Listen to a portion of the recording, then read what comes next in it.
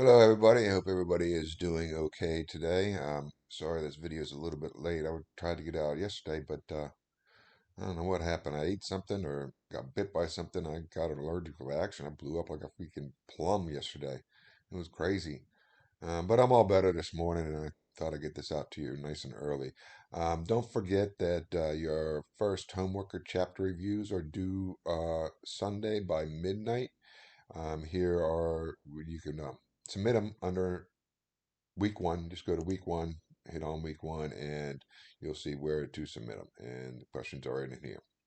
All right, and I'm slowly but surely getting through your current events. So hopefully I have all of them graded by the end of the day. I'm hoping because you guys need to know how you did and what to expect on those. Okay, so let me get into the PowerPoint here. We are before I get into that. Remember last week we talked a little, or last episode, or last lecture we talked a little bit about environmental justice, and I saw a report, and this is an old report, but this is I think 2019. But I heard in the news somewhere someone was talking about how with this recent surge in migrants coming, we need to have more facilities. And back in 2019, I remember that they were talking about building a migrant children detention center could be built on a chemical-ridden landfill. All right. And this is what environmental justice is all about. Most of the poor and the disenfranchised get put on these land sites that just aren't habitable for human population. All right, this is actually a Superfund site. That the land is so bad that if you live there, you get there's more miscarriages and kids with mental disorders, things like that. I mean, because of the lead, the arsenic, and all that other stuff that's inside the land from things that we did in the past. And these are called super funds. And it's super fund meaning that us taxpayers have to all clean it up because there's no one left that knows how to do it. All right, the company that owned that site before destroyed it, and it could be the government as well. Some of this is old old military bases and stuff like that, such as they say that Guantanamo is like that. All right, there was a report about how some of the officers would just get brain cancer. It was crazy. All right. But environmental justice is something that's very important. That each person needs to put in their own little ethics about that, okay, and how you feel about that. So there is no one right or wrong way. I guess I want to treat everybody right, but it is a topic that needs to be discussed with a little bit of maturity, all right, and some empathy for others as well. Okay, but it's something the society needs to discuss, of course. All right. So, chapter two, we're going to talk a little bit about environmental systems, matter, energy, and ecosystems. All right.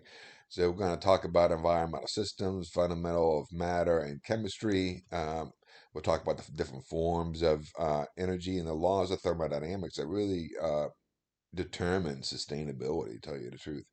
Photosynthesis and cellular respiration, the magic of plants, all right, ecosystems interactions, the fundamentals of landscape ecology, knowing your built environment where you actually are, ecosystems, and then we'll talk about the different biogeochemical cycles, the water cycle, carbon, nitrogen, and phosphorus cycle, which is what we really need to concentrate when it comes to the bigger picture of the commons.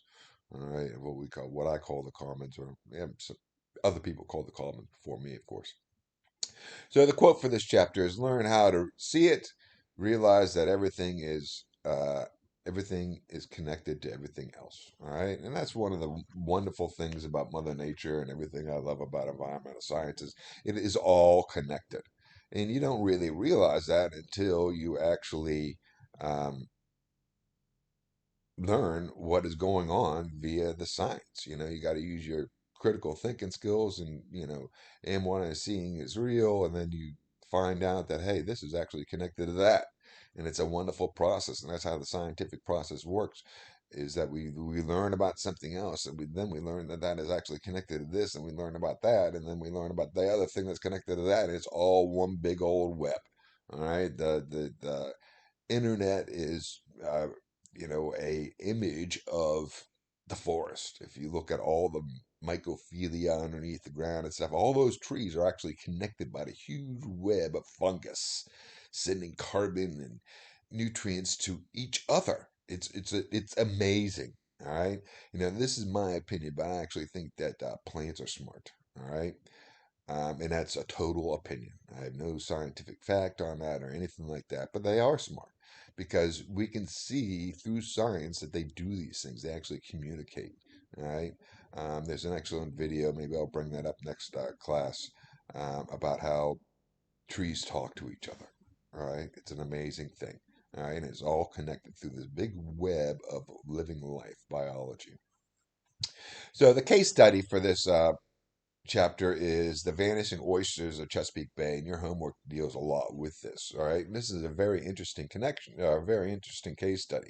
All right, so Chesapeake Bay was once the most economically productive oyster harvesting area. And experienced a complete collapse in the past century. So the farmers, the oyster farmers out there were just loving life. All right, they were producing harvesting oysters like it was going out of crazy, and it was a great system. All right, a great economic boom for that area. But all of a sudden, it experienced a complete collapse, and there's a lot of things that dealt with this. All right, so the Chesapeake Bay watershed is an area of land that drains into a body of water through rivers, delivers nutrients, sustained fields and underwater grasses and all this stuff. So it's a huge watershed, right? And the grasses with inside there provided a habitat for the fish and the shellfish and the oysters, kept the water nice and clear by filtering out the nutrients, right? That was the oyster's ecological niche, was to clean up the nitrogen and stuff like that, so we wouldn't get what's called an algae bloom in the watershed. Okay, it was like a perfect balance. It was the proper carrying capacity. All right, to keep everything nice and clean. All right, and by 2010, the oyster population were down to 1% of their levels before commercial harvesting took place. All right, so once we started that commercial harvesting, um, the the oysters ended up population ended up decreasing down to 1% of their original levels. So the bay has also been polluted. So it was over harvesting. All right.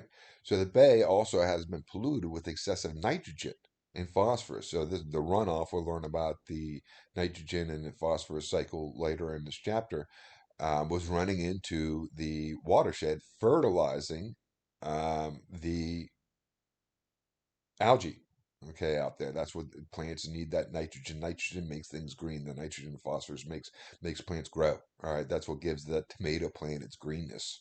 All right, and all the stems and stuff like that. It's very important.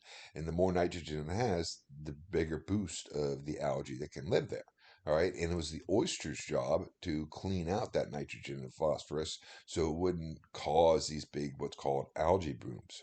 So these nutrients combined with the loss of the oysters led to an overpopulation of plankton. We got this plankton, this algae bloom inside the um, Chesapeake Bay area. Yeah. Okay. In the system and the network of relationships among the parts influence each other. So the lack of the oysters allowed that phosphorus and nitrogen to build up even more, causing a bigger and bigger algae bloom. All right, and the Chesapeake Bay receives input from all different fresh water, sediment, nutrients, pollution from its watershed, and there were many delineation of natural systems. So scientists divide. So what happened? There was a total collapse of the system here in the Chesapeake Bay.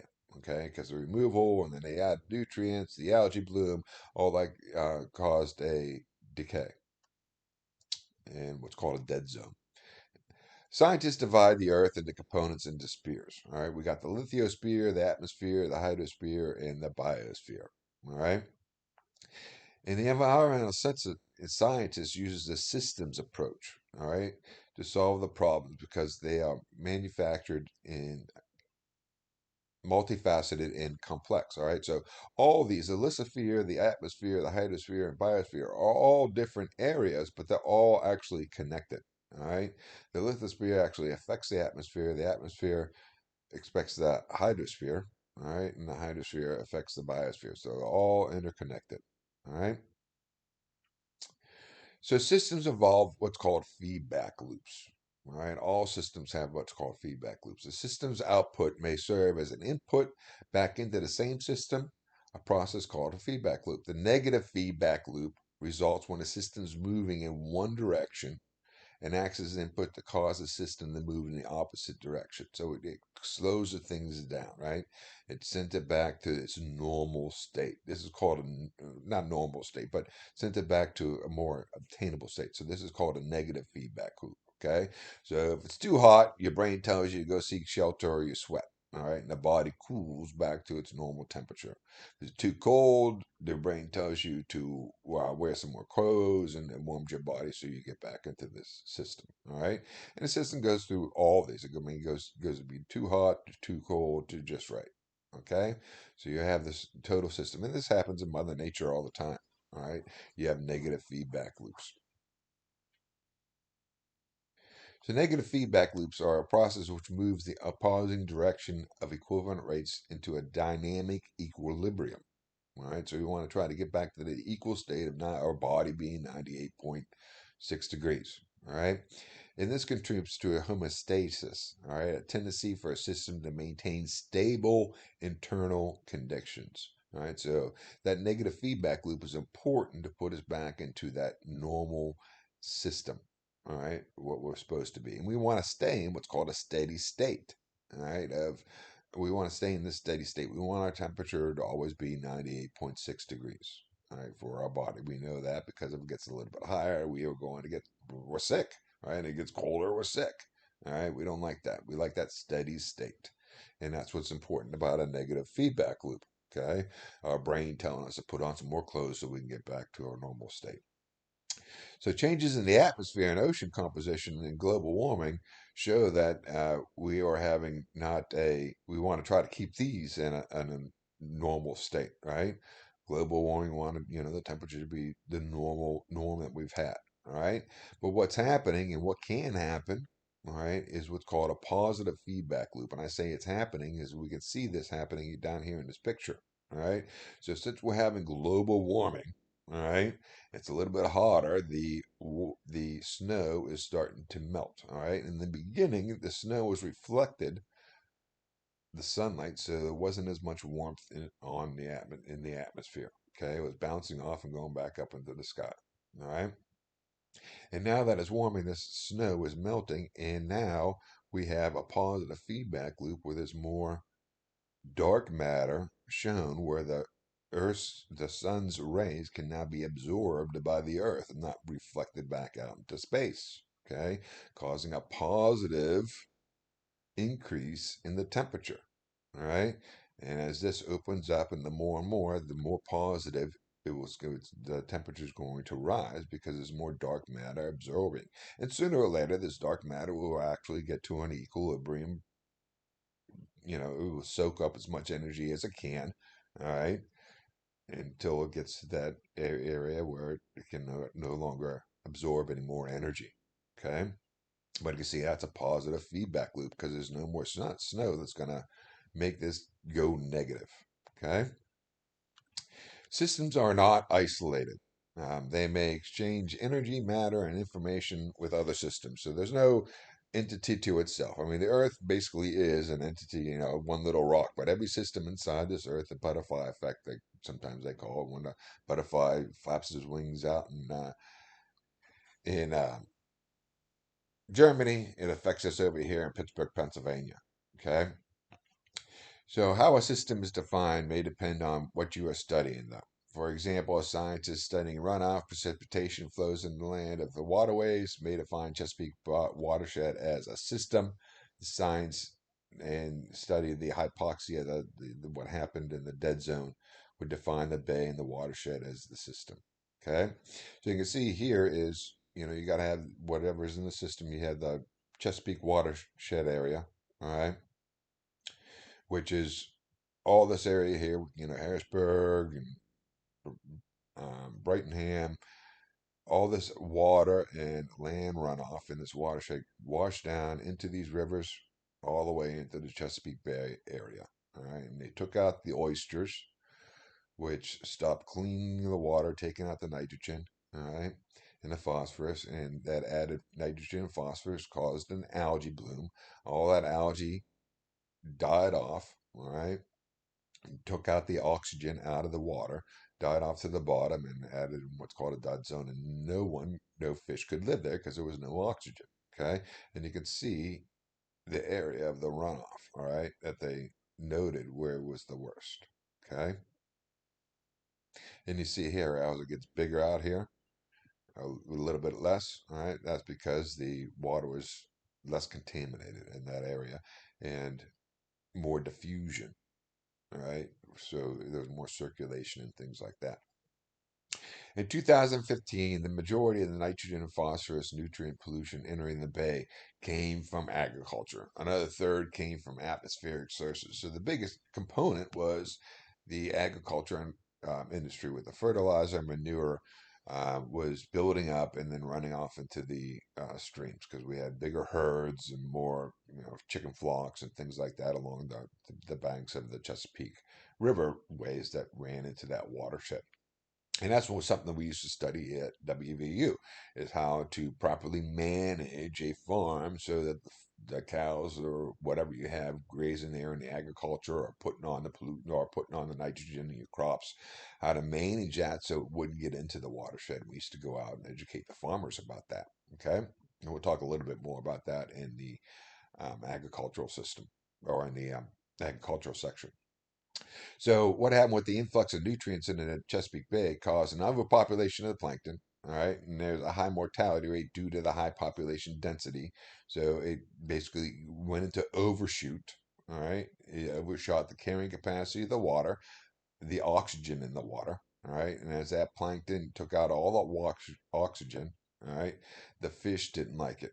All right, the the dead plankton would fall down in the bottom, cause an explosion of population of the bacterial decomposers. All right, so they would die off, go down there and get the decomposers in there, and as the decomposers got in there, it became inthropic, all right, a dead zone. There was no actually oxygen because these decomposers live without oxygen, a lot of them, all right? But the fish don't, and it caused the fish to eventually just leave the area, all right? I mean, even more oysters die, all right? And it's not just Chesapeake Bay. There's more than 500 documented dead zones in the area in the world. All right. One of my favorite ones to study is the one down here in the Gulf of Mexico. All right, that comes every spring. It keeps on getting bigger and bigger and bigger.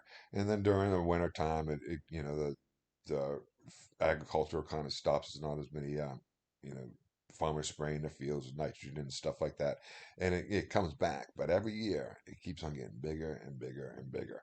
And that's not good for the economics. I mean, the fishermen, that means the fishermen have to go out farther and farther and farther to get their catch. So, matter, chemistry, in the environment. So, understanding environmental science requires knowledge of the basic properties of matter, energy, and chemistry. All right. So, it's a jack of all trades, master of none. Right. So, you have to know the basics of all these things to understand how everything is actually connected. All right. So, matter is defined as any material that has mass or occupies space. Okay. So, it matters anything that uh, has mass or occupies space, and chemistry is the study of the interaction of that matter between each other. Okay. So in matter, we have the laws of physics. And one of the first laws of physics is the law of conservation of matter, which states that matter can be transformed from one type of substance to another, but cannot be created or destroyed. So we do not actually produce anything. All right. All we really do is move matter around to make certain widgets. Okay. Matter in an ecosystem is constantly recycled. Okay. It goes through the different animals and the minerals go through the different animals and plants and back into the soil, and back into the plant, back into the animal, and back into the soil. So it's constantly recycled. All this matter is constantly recycled. And sometimes in humanity, we don't recycle that matter as much. We kind of take it into what's called entheropy, which we'll learn here in a little bit. All right. And we take it into entheropy and we get undesirable waste. All right. Like nuclear waste and pollution that cannot be destroyed. Okay, so remember when we burn that uh, coal and all that other stuff that's in there besides the carbon we're after, that the lead and potass and canadium and everything else in that rock too is still there. It just goes out into the atmosphere, all right, and then into us. Okay, and then when we die, it goes back into the soil. Okay, and maybe be taken up by a plant somewhere. Okay. The nuclear reactors are use an element called uranium to power the reactors, and these elements are substances of specific properties that can be broken down into substances of other properties. So there's an organized according to the properties and behavior of periodic elements. So uranium is actually can never be created or destroyed. We just get that uranium molecule, and that's how we use it. All right, but it turns into very unusable stuff for thousands of years. All right, it's fine when it's in the ground and just sitting there. I mean, it's not fine. We still have to be careful because there are some pockets of natural um, uranium that can cause cancer for us. Okay, but it's not exactly found all over the place. Okay, but we know how to mitigate that to not release it. But when we burn it, we got turn it into the use of our power. We have stuff that just lasts forever, and it's basically the atoms. They are the smallest units that still have all the elemental chemical properties. Okay, and that's what we're trying to do. Uranium is actually part of that periodic table. All right, so is hydrogen. All right, that's why when we talk about the renewable energy, I love the idea of a hydrogen economy because that is, an element of matter. All right, it's the most popular, abundant element of matter, and if we can utilize that, and that's not nowhere as bad as uranium. It's just hard to get collect it and use it on a large scale. Uranium is a little bit easier to use. That's why we use that instead. So atoms of each element are made up of three particles. You got the protons, the neutrons, the electrons. I'm sure you guys all learned about that in um, high school and stuff. So molecules are combined in combinations of two or more atoms chemically bonded together, such as H2O or O2 or CO2 or something like that. Okay. And these are done through ionic bonds and covalent bonds. All right, so an ionic bond occurs when the ion is differently charged, attracted to bind each other, and a covalent bond form when electrons are shared between atoms that lack electrical charges. So atoms and molecules can also come together in mixtures where they don't react to each other. Evenly distributed mixtures are called solutions. Okay, when we put a solution into the water. You got aqueous solutions, all right, a small amount of water in the molecules. Pure water contains equal concentrates of these two ions and is considered to be neutral. Okay, so it would be pH neutral, having pH are about 7.5. All right. So acidic solutions have a high concentration of hydrogen ions, and basic alkaline solutions have a higher concentration of hydrox ions. All right, and we look at this on the pH scale. All right, we want to try to be neutral. All right, with the pure water. And sometimes you guys, whoever has a pool, you got these little strips. You want to make sure it's not too acidic, and not too unacidic. All right, so we all know that you don't want to be messing with carbonate acid. Okay, kind of dangerous, and also ammonia will knock you out as well. Okay. Matter is composed of organic and inorganic compounds. Okay, organic compounds are made of carbon atoms. So we're all made of carbon atoms. Okay, joined together with what's called covalent bonds. One of the most important organic compounds are called hydrocarbons. which only contain hydrogen and carbon. And this is what we're going after when we're going after the oil and the coal and the natural gas and all that other stuff. This is what gives us all of that energy. All right. And also in our plants that we eat. All right. But the most popular is a fossil fuel and petroleum products like plastic are mostly all hydrocarbons. So we take the hydrocarbons, and that's what we're trying to use, these hydrocarbon chains. Organic compounds include polymers, long chains that repeat molecules, all right, and proteins are polymers as well with our amino acids, and they are found in our skin, our hair, our muscles, and all this other rigmarole. We also have what's called nucleic acids and nucleic acids, which include so DNA and our RNA, all right, and carry hereditary information organizations or for organisms. Regions of the DNA that encode specific proteins are called genes. Okay, and we won't get into the total science of all this stuff, but you need to know that our DNA is what really makes us who we are. Okay, and our RNA are the messengers of that. That's what RNA is the precursors to our DNA. We also have what's in our bodies. All right, we have what's called carbohydrates, which are simple complex sugars, such as glucose and cellulose and chitin. All right, so all these things are carbohydrates. And we have what's called lipid oils, lipids. All right, and these are the oils and our waxes inside of us. All right, and that's what we're actually going after. A lot of times, the old lipid oils and algae. That's what our fossil fuel oil is. That's just old lipid oils. Okay, found in old plants and animals way back when. Most of plants. We also have what's called in science energy, and energy is the capacity to change position, composition, and temperature of matter. All right, so energy, energy is also, I kind of simple definition is the ability to do work. All right, to change position, uh, move something around, or to heat something up.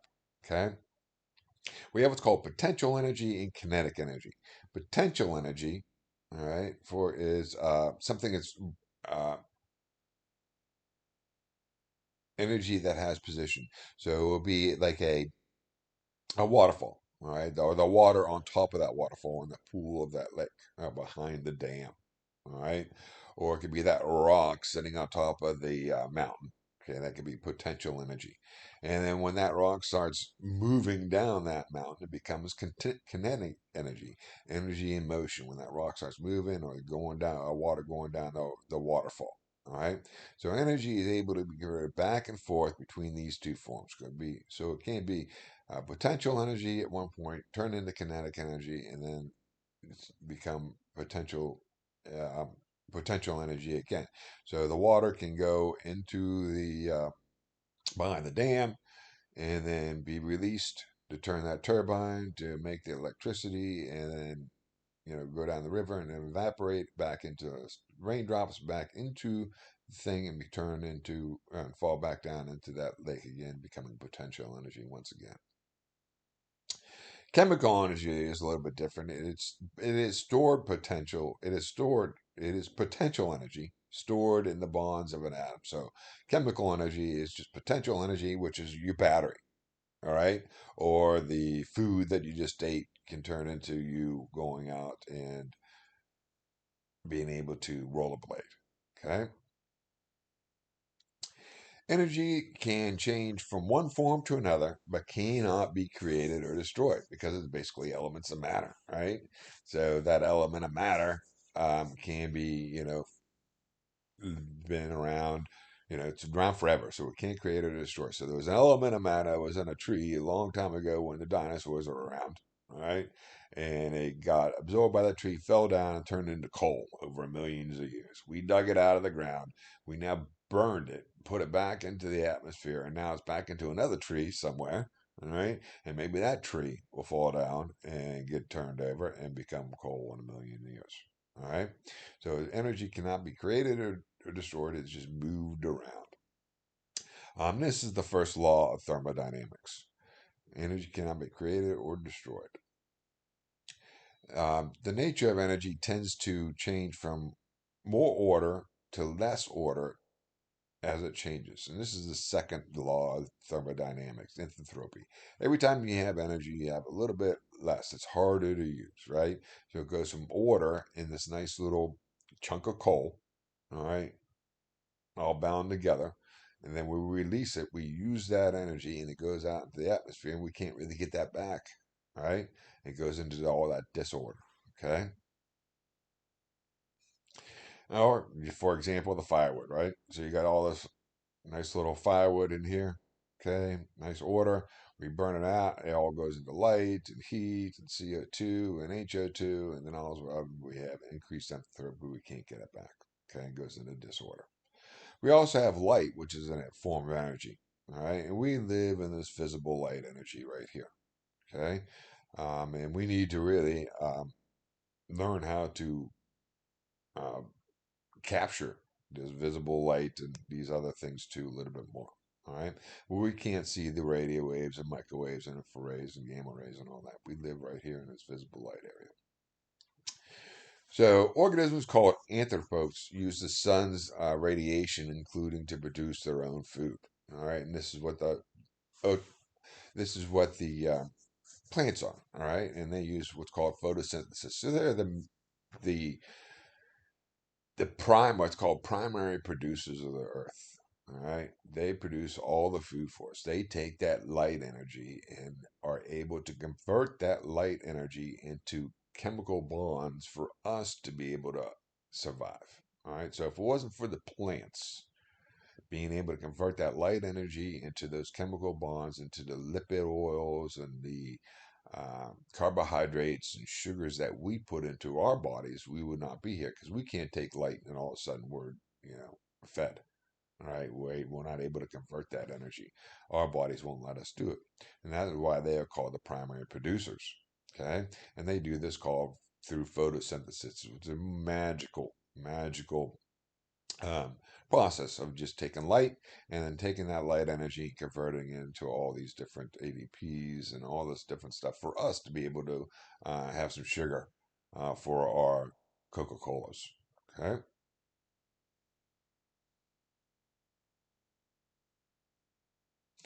So ecosystems. An ecosystem consists of all organisms and non-living entities that occur and interact with particular areas at the same time. All right. Ecological communities have including only include living organisms. So an ecosystem is that everything in it. All right, all minerals and the wind and the rain and groundhogs and the humans and everything in a certain area. But an ecological community is just the living organisms. An ecosystem energy flows and matter cycles through living things and non-living thing components. Okay. The Chesapeake Bay estuary is one of the ecosystems where rivers flow into the ocean, mixing the salt and the fresh water. So, organisms that are affected by the flow of water, nutrients, and sediments from the rivers, and the chemical and physical condition of the bay waters are affected by the photosynthesis, respiration, and decomposition of that life, right? So, the chemical and physical conditions of the bay's water, all right, how much oxygen was actually in that water was affected by the photosynthesis of the algae in there, where they were able to really get the sun, how much sun they can get, and their respiration, taking that oxygen out of there. And then after that died, the decomposition in the decomposers down here in the bottom of the ocean. The conversion of solar energy into chemical bonds and sugar is called primary production. This is, that's why we call them the primary producers, right? Plants are the primary producers. To be able to take that solar energy of the sun, convert it into these chemical bonds, these sugars that we're able to uptake, allows us to have life. Okay. The total chemical energy produced by these autotrophs, these plants, is called the gross primary production of the earth. All right. How much um, sugars, total chemical energy it can produce throughout the years. Okay.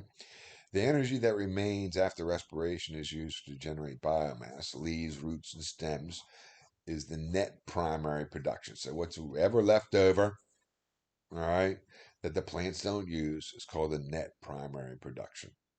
Energy used by the consumers to generate its own biomass is called the secondary production.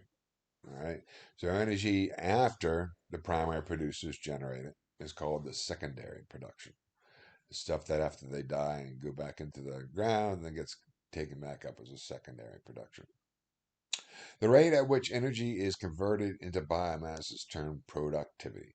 And the energy of biomass that remains in the ecosystem after the plants have metabols digested enough for their own maintenance through the cellular operations called net productivity. So everything left over. So we have the primary production from the the gross production from the primary producers, and then whatever left over is called net primary productivity. And this is what we can use. All right. So here we see the net primary productivity of all these things. So algae and algae beds and coral reefs gives us this much net primary production. Okay, tropical rainforests, all this stuff. Okay, and down here, so you can see the open oceans and the desert. Not too much primary productivity right there, right? Because not too much stuff lives out there. There's not living things out in that area in the tundra and stuff. But in algae beds and tropical rainforests, there's a lot of life, right? Small marshes and stuff like that, right? Ecosystems vary in their productivity. Like I said, you can see the algae and coral reefs. I mean, these are nice, warm, plenty of rain and good weather in these little areas. So there's going to be more life in these areas when there's not as more limiting factors, not as much sunlight or nutrients for the ocean, open ocean, right? There's not a lot of that nitrogen and phosphorus can get out into the middle of the ocean to produce that life. And also in the desert, there's not enough rain and it's really hot and stuff like that. So they'll have a lower productivity. Ecosystems interact across landscapes, so everything's connected, like I said, and ecosystems are all definitely connected. So, for example, adjacent ecosystems may interact and share resources extensively. All right, and this is called landscape ecology, connecting the ecosystems together. Scientists view systems on a large geographical scale that include multiple ecosystems. All right, and is made in a spatial array, what are called patches, which may be specified ecosystems and areas and habitat organisms. Right, and these patches are spread out spatially over landscape of the mosaic. So we have these different ecosystems: the mountainous ecosystem, right, and the big plains, and then some desert areas, right, and then a watering hole for everybody. All right, and these are the different patches. Okay, and to figure this out today, we got great what's called computers, right? Which we all love and use on a daily basis, I hope. But we see that on these computers, we use what's called GIS, uh, geographical information systems. All right, we're able to design these different geological, hydrogen, vegetables, and animal species and put them all into this big, huge computer program and come out with this um, these little patches, all right, for our different ecosystems. Okay, so if you ever see like a map, different colors on it, that's basically GIS. You can go to, I don't know if we have a program here I'm pretty sure we don't, but at WVU you can get a master's in GIS and you do all these different things. It's pretty neat, all right, of how they work with this. I wasn't too involved in the GIS program up there, but um, it was very interesting how they, I sat through a lot of dissertations about that. The biosphere contains many complex, and we also have what's called the biosphere. The biosphere contains many complex systems, which often studies use models. And a model is a simplified representation of a complex natural process. So ecological modeling involves constructing testings, models that explain, predict ecological systems. All right. So you might have heard of a climate model before, right? To predict the warming or cooling of the earth, right? Of how the climate actually interacts. But there's a lot of stuff into that model. And thank goodness we have supercomputers. So there's, how much snow's on the ground, how far the Earth is from the sun, how much carbon dioxide, nitrogen dioxide, water vapor, clouds, all this different stuff goes into these big variables. And we run these supercomputers and these ecological models, and poof, we come out with these predictions. All right. And we'll talk about global warming later on in this class, and we'll see that these models are actually very, pretty darn good. All right. So these ecological models are based on hypotheses formed from data and observation. So we first would collect a lot of data and we observe these different things, and then we put them into a model and we see how good they are. All right. Models make predictions which are tested against new data that leads to refinement. So the models are always getting refined. All right. These climate models, we started them way back in the 1970s using the supercomputers. All right. And we go back and we figure out better ways of making them better. So now we got more satellite imagery and stuff like that allows us to add that data and for better and more accurate temperature readings. And we go back and we change the data and not don't manipulate it, we refine it. Science is always getting better and better and better and better and better. All right. So when someone says, you guys changed that model, um, don't just accuse them of cheating or changing. Ask them why they changed it and they're going to tell you. This is why we changed it. And it should be supported through the scientific literature and the peer review, and then you can go back and check to make sure that is what they're telling me is right, and you do that experiment again yourself and see that hey, yeah, this did make the model better. Okay, because this was the original data. Human society depends on ecosystem services sustain the world. Okay.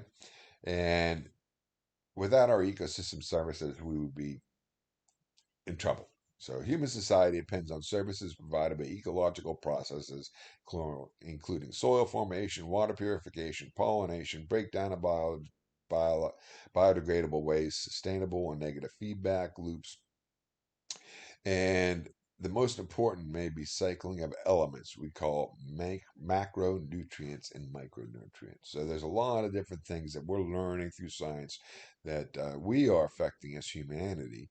But these things give us what we need to survive on a long haul. So we need to make sure that our soil formation keeps on happening, our water purification keeps on happening, and things like that.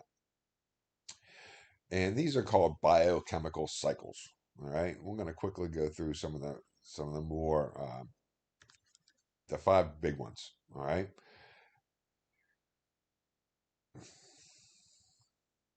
so a biochemical cycle. When we have a reserve release more material than it accepts, it's called a source. All right, so you first in the biochemical cycle, everyone has a source. All right, where it is a short-term resident of time. All right, and then that source will get sucked in by something called a sink. All right.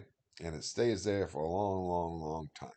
And then in the biochemical geocycle, it is released and goes back out into the atmosphere. All right. Or into the environment again and gets sucked back into the sink, the elements of matter. So when a reservoir accepts the material is released and is called a sink. The flux is the rate of which materials move between the reservoir.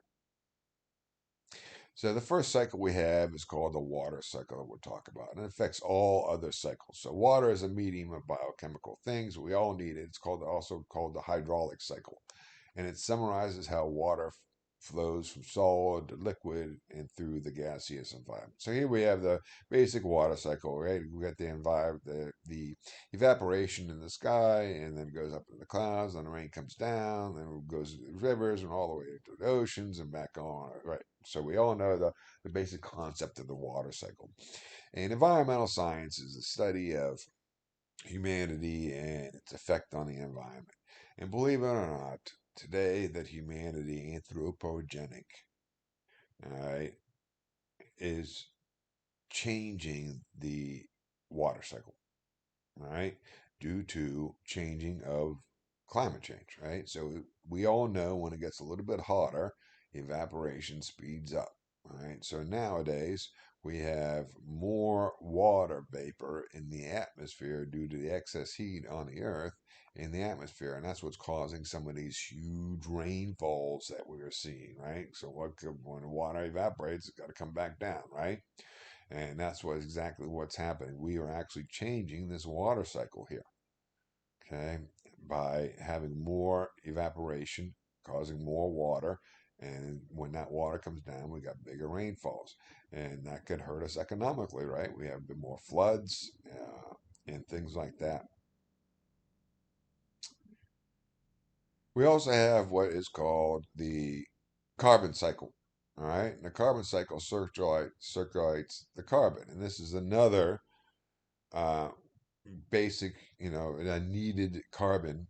Carbon is needed for everything. We're a carbon life form. So we always need a little bit of carbon out here going around so that we can live. All right. And carbon also, we'll learn about this in the global warming area, is important for to keep our atmosphere or our temperature nice. All right.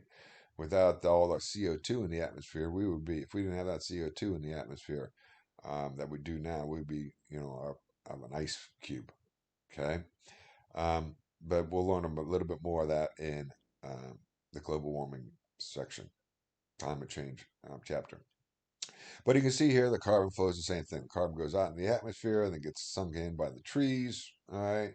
And sometimes those trees die or the algae floats down to the bottom. We get the oil down here. What we're actually doing right now through humanity is we're taking out this coal and all this fossil fuels, all this carbon that has been in this sink for a long, long time.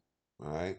We're releasing it back into the atmosphere and increasing the amount of carbon dioxide or carbon in the atmosphere because we're going after these carbon chains down here, right, and putting it out into the atmosphere, making this balance that was around for a long, long, long, long, long, long, long, long time off. So we actually have more. When I first started teaching this class, we had about 280 parts per million of carbon dioxide in the atmosphere.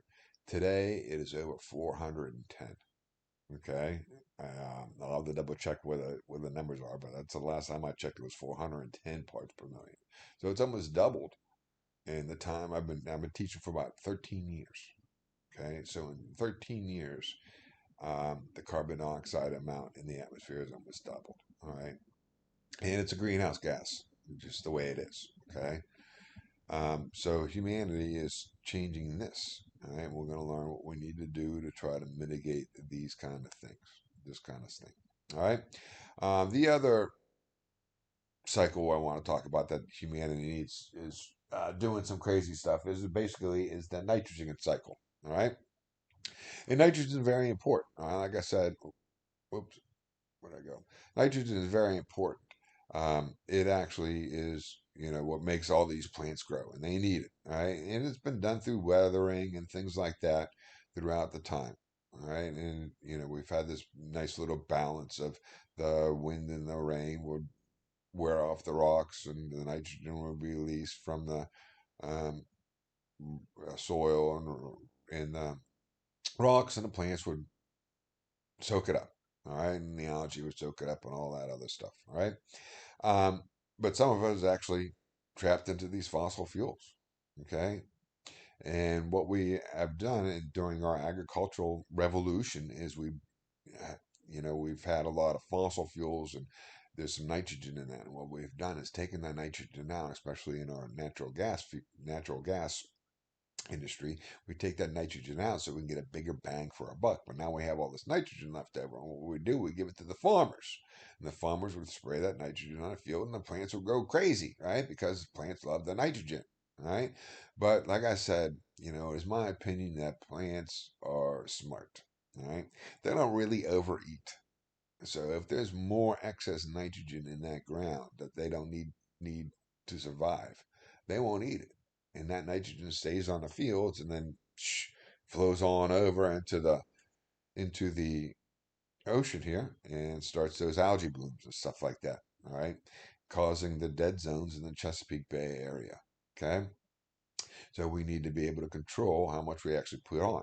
right? So we educate the farmers not to put so much nitrogen on, so we don't have that excess overflow of the nitrogen. Okay, so we're kind of messing up that cycle too. Um, the final cycle is the phosphorus cycle. Or I think we're going to. I think we have one more too. Phosphorus cycle circulates. Is also important. Phosphorus is very important for the plants, and it's done basically through the atmosphere and volcanoes going off and stuff like that, just like the nitrogen cycle.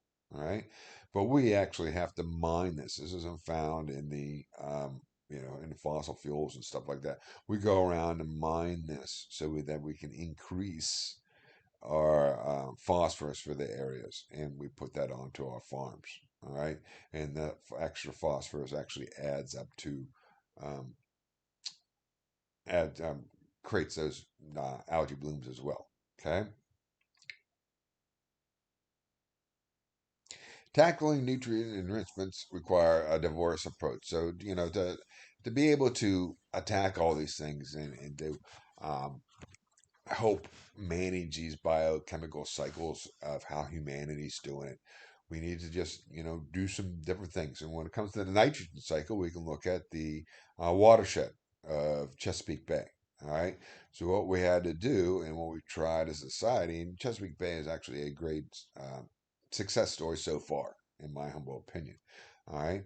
So we went to the farmers and we reduced the fertilization application. So we went to them. We said, hey, plants are smart, in my humble opinion.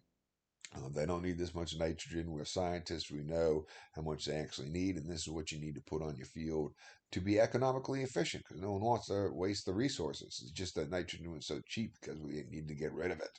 Right? We had just so much extras. Right? We also started planting vegetation buffers.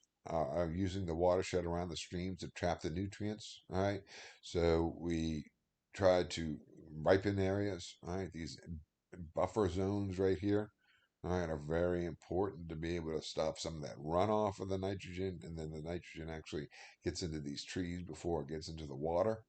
All right.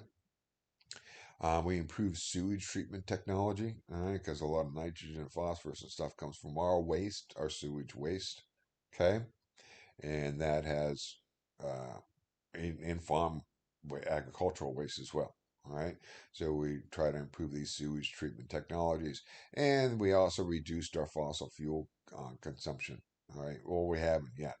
Okay, if we're trying, but if we do that, because every time we release this fossil fuels, that nitrogen and phosphorus that's in those rocks and those fossil fuels goes up into the atmosphere and back down into the watershed somehow.